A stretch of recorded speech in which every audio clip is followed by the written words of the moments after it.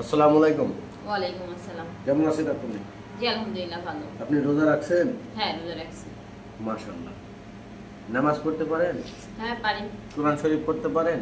না আমি কোরআন শরীফ পড়তে পারি না। দর্শক, প্রতিটা মেয়ে কখনোই নামাজ রোজা এগুলা নিয়ে মিথ্যে কথা বলে না। আপু, একটা খারাপ লোককে একটা মেয়ের ভালো বানানো সম্ভব কিনা?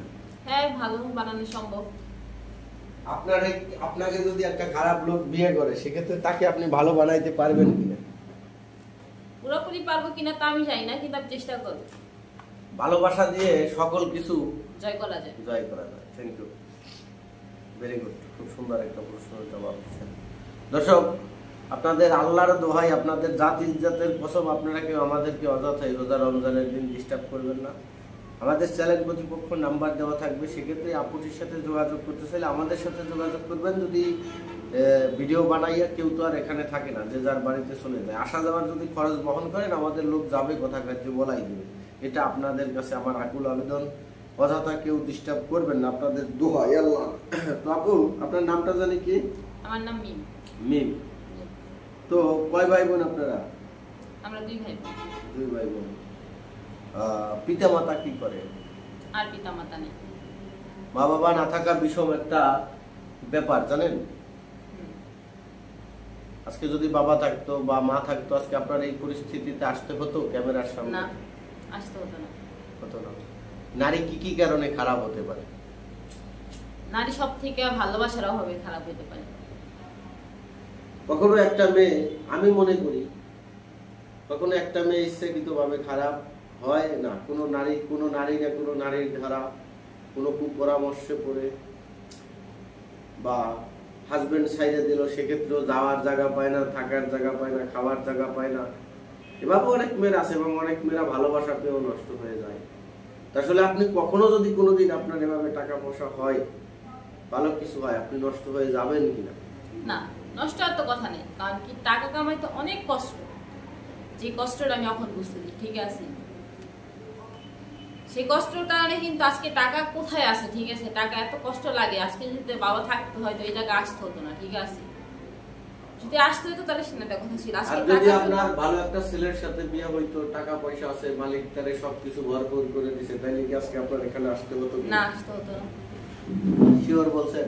হ্যাঁ। জীবনে কি করতে চান এখন?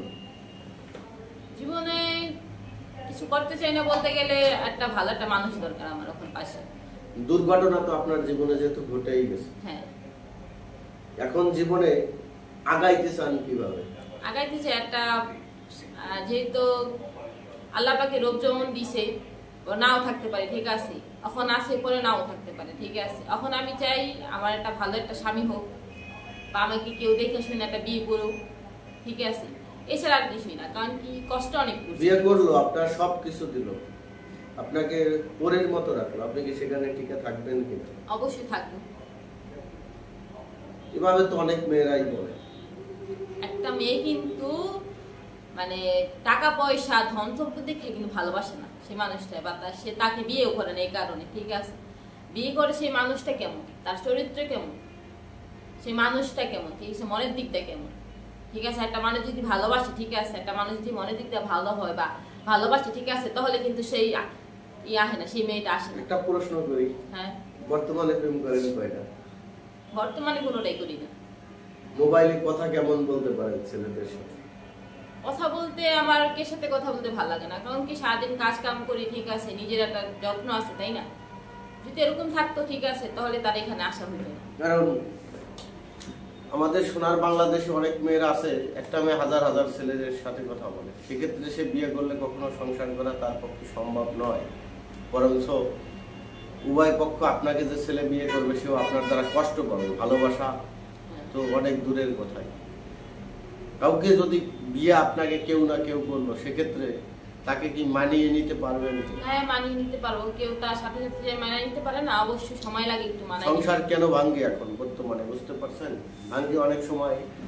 আপনাকে একটা লোক বিয়ে করলো, সে যদি দেখে যে আপনি অন্য ছেলের সাথে কথা বলেন, সেক্ষেত্রেই কিন্তু অনেক জায়গায় সংসার ভেঙে যায়। দর্শক, এই আপুটির কথা শুনলেন, যদি কেউ বিয়ে করতে চান এই আপুটিকে আমাদের চ্যানেল কর্তৃপক্ষের সাথে যোগাযোগ করবেন। আশা করি আপুটির সাথে যোগাযোগ করাই দিবে। সবাই ভালো থাকবেন, সুখে থাকবেন। আল্লাহ হাফেজ, আসসালামু আলাইকুম।